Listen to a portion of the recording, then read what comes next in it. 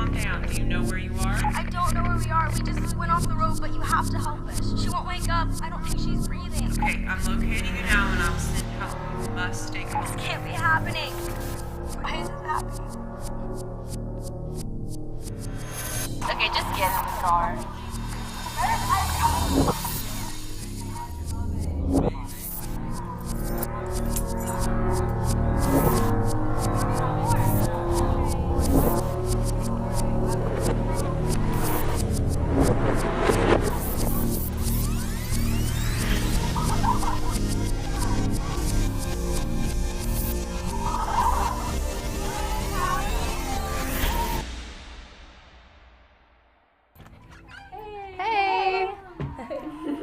Hey, don't let me do anything stupid. Okay, let's go party. 911, what's your emergency? Hold on, here we go. I was never able to get girls in college, so I don't know why I'd be able to start now.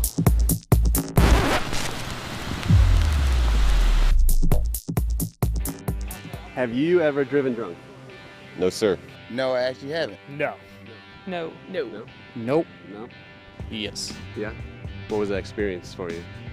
It was scary, especially when I got back. I was like, man, I shouldn't have done that. Yeah. So, Have you ever done it again since? no. Have you ever ridden with someone who is driving drunk? No. I have. Yeah. What was that like? It was scary. No, I don't think so. Yeah, okay, that one I have, actually. Yeah. Yes, I have. Yeah, I found out like the next day. What'd you think then? I was Yeah. I would say it's really inconsiderate. Yes, sir. Yeah? Yep. What was that experience like? Not good. He got caught, got a DWI. So, Oh, yeah? Yeah, it's a bad deal. Yeah. What is a leading cause of death for teenagers? Car accidents. Yes, I would agree with that. Car accidents. Yes, but 1 in 4 of those had to do with alcohol. Wow. How many people die every year from underage drinking in the United States? I know it has to be a high total. It has to, because it's something that's really common. At least 1,000, so 2000 something. 2,000? I'd say like 5,500. You get right between 4,300. Oh, wow. Yeah. It's sad, isn't it? That's shocking. Yeah. Those numbers are shocking.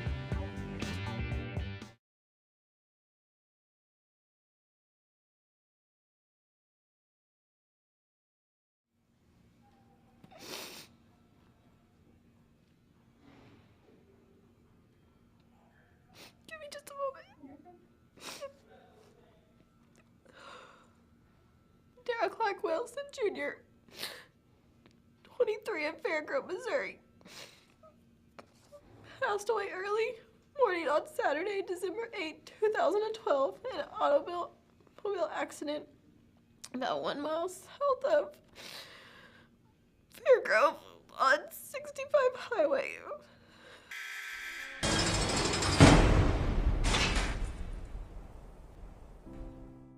Well, I started high school and I got really active in FFA, Future Farmers of America, and that was my whole life. I showed livestock, kept good grades. I was on AB honor roll. I was pretty happy. I liked high school. I miss it.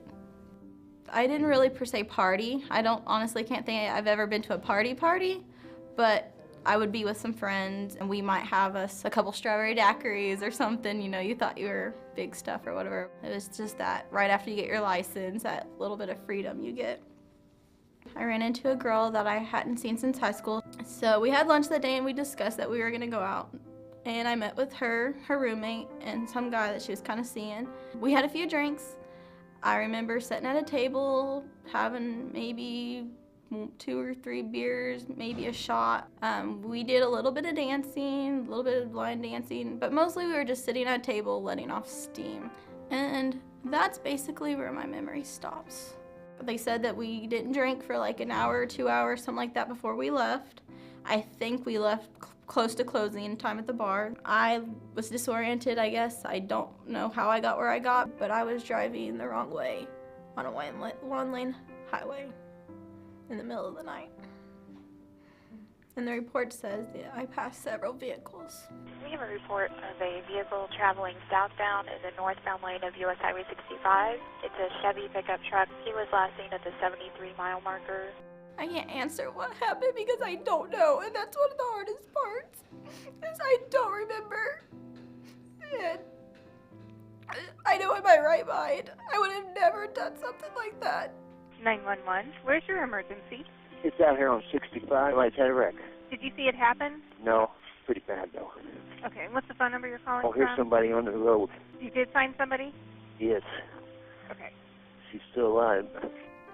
At the accident, my knees were slammed into the dash, so both my knees were cut very, very deep. The passenger front window was broken, so they think I went back first out of the window. They rushed me to the hospital and I had emergency surgery.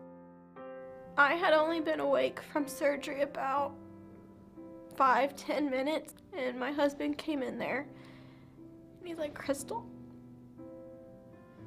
I have something to tell you. You hit a vehicle and somebody died. I started crying right then, and I cannot explain the pain you feel all at once when you hear those words.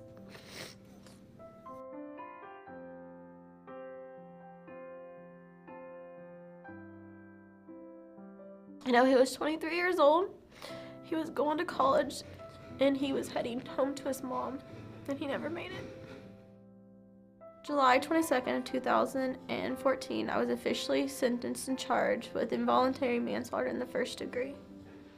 I felt horrible that day. Going in there that day, I was ready to get it over with. I had to hear all the family's testimonies, and that was really, really, really hard to hear them talk about it. I can't imagine what I would be like in their shoes. And then when the judge sentenced me, he talked pretty decent about me for a little bit. I'd done pretty good all my life, and then I'd done this, and when I messed up majorly. I was sentenced to 120 days in Greene County Jail with a 7-year backup, which I'll be on probation for 5 years, and if I do anything at all to mess up on that probation, I'll go to prison for 7 years. It wasn't fair to him and for me to still be alive. I should be the one that was laid out on the highway. I'm the one that should be in the grave, not him. Everything I do from this point forward has to be an honor for him. And I'm so sorry to the family and friends. I can't imagine what my family went through. They still have me. They'll never have him. They never had the chance to even say goodbye. And to think that you're the reason for that. Well, I'm gonna start trying to pick up the pieces of my life. So I have to try to find a job in my town that's a little podunk town that works around me and my family's schedule since I won't have a license. I was doing good for my age. At 22 years old, I was doing pretty good, and it's all gone. So I had to start back from scratch, and it's gonna take a long time to start picking it up.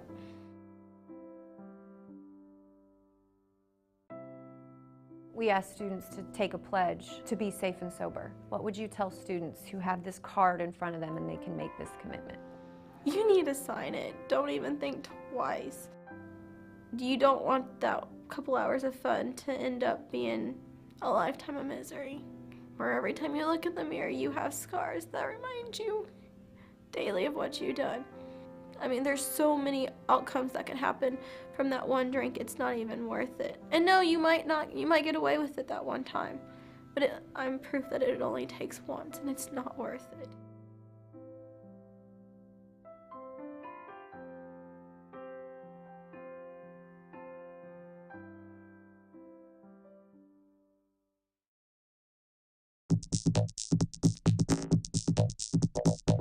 Did you drink in high school? No. No? No, I did not. No? I tried it. Drank a couple times. Yeah. Not a fan. No. No? No. No. No. Like senior year. Yeah. Yeah. Yeah. Yeah? Yeah, thought it was cool. Yeah. Great way to make friends, meet chicks, like a real guy. What is the legal blood alcohol level for a person driving under the age of 21? I have no idea. Isn't it like under 0.08? 0.01. There isn't one, is there? Isn't it like a zero tolerance? If you're under 21, you shouldn't be drinking, right? 0. Correct. You're getting smarter. Here we go. Which of the following professions require a license that you can't get if you've gotten a DUI? Attorney, accountant, physician, or veterinarian? Yeah, I'd say physician. Attorney. All of the above. Yes. How old are you? 24. Wrong. At what age does the human brain fully develop? I'll say 18. 21. It's like 22 or 21. Never. 25. Correct. So that means your brain is not fully developed yet. No. But mine is. Are you looking forward to your brain fully developing? Yeah, I'm hoping it starts speeding up soon here.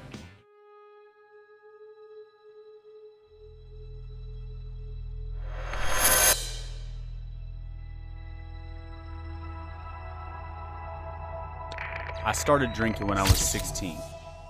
I was at a party with this girl and everyone was doing it. I just had a couple of beers. I made it home fine. After that, it seemed like that's all I did. Every weekend, drink, party, repeat. Drive to the next house, drink, party, repeat.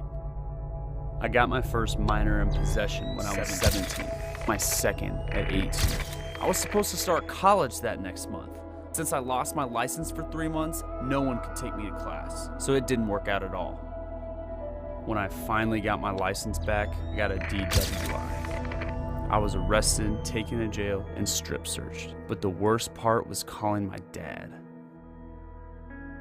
And the only way I can find a job is to lie on my application because no one wants to hire a criminal. I'm not sure what I wanted to do with my life, but I know it wasn't this.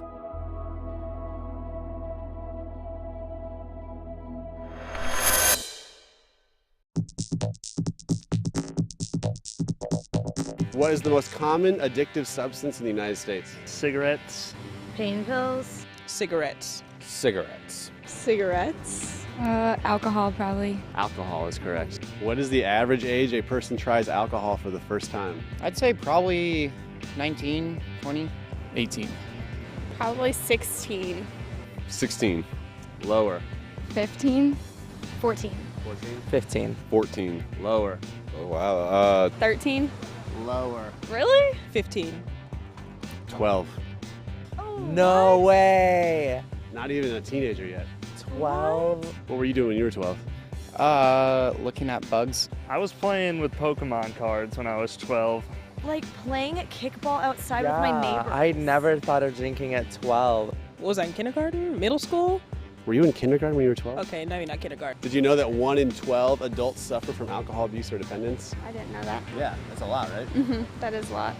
Actually, I'll say it seems about right. I did not expect it to be that high, no. Yeah, right? I think that's really sad. Getting sober was absolutely the hardest thing I've ever done. You don't have to be afraid to be yourself. You don't have to go down the path that I chose because it wasn't worth it. I really thought that it was just experimentation. I didn't see the harm that it would cause me, my family, and others. So my first drink was at about 12 or 13 years old with my older brother. We had stolen some of my parents' alcohol. I remember hating the taste, but loving the warm feeling and loving how relaxed thereafter I was.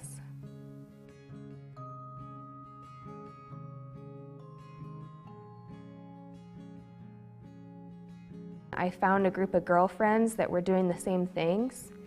And on weekends, we would be drinking. However, in high school, I'd say at sophomore year, right before I turned 16, we started drinking at school. We'd bring some vodka in that we had stolen from the store and secretly be drinking in class and in the bathroom at lunch. Because I was so out of control, I definitely think that my mother received the worst of it. She was probably the closest thing to me growing up. However, once my drinking picked up, that relationship started waning in my priorities. She wanted to stop me from going down this path time and time again. She would cry and cry and cry and beg and plead for me to stop. And no matter what she did, no matter what she said, I couldn't stop, and I didn't believe her. I just continued to rebel against her and wanted to prove her wrong. I didn't think that I was going to be like the rest of my family in the form that I didn't think I was going to have any form of an addiction. I thought this was going to be something that I could stop on my own and something that wouldn't ever get out of control like it did. So the harm that I did my family is something that is really, really tough to repair even now in sobriety. There was so much trust lost and so much faith in me really lost. It was awful.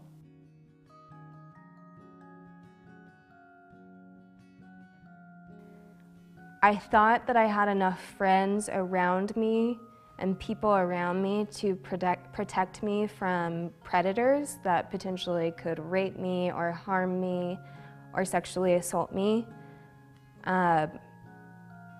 However, there were times during that period where I was sexually assaulted and raped.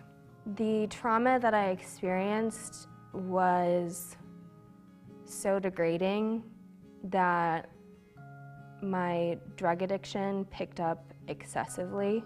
They had told me in DARE that alcohol was a gateway drug, and in hindsight, now I know that that is true.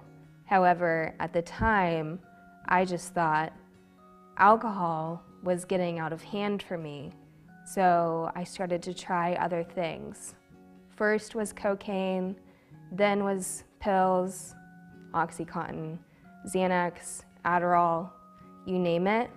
I was trying thing after thing after thing to take me out of myself and to cure myself of this uncomfortable feeling. I hated who I had become. I was loaded from then on, nonstop. My hopes to get married young, my hopes to have children young, my hopes to be a true adult young, totally dissipated. All of the losses that I experienced and the sexual assault and just the dark path that I went down doesn't have to be your story.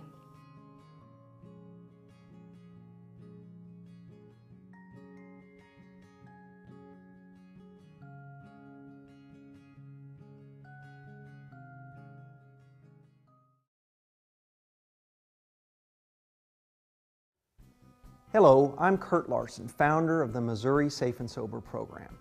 As a trial lawyer who represents victims of alcohol-related crashes, I am reminded daily of the damage drinking can cause, especially for teenagers. Your generation is under unique pressures that are difficult for any adult to understand. I want you to know that when it comes to alcohol use, you always have a choice. I started this program to remind you of the importance of this decision and to encourage you to be safe and sober. It is never too late to join in this effort. Every single one of you will be given a pledge card. Signing it will be up to you. By signing the pledge card, you are making the choice to be safe and sober, and you define what that is. The pledge gives you several options, and it will mean different things to each of you. Some of you may pledge to not drink until you are at least 21 years old. Some of you will pledge to never drink and drive. Others will pledge to never use drugs. You can choose all of the above. All I ask is that you please give the pledge card some thought, pledge something meaningful to you that you can stand by. Taking a stand against underage drinking takes courage, but I am confident that together you and your friends can create a school where it is the trend not to drink rather than the other way around. When you sign the pledge card, you will be making a difference in your life, the lives of your friends, and at your school. Taking this pledge is a brave decision. Thank you for your choice to be safe and sober.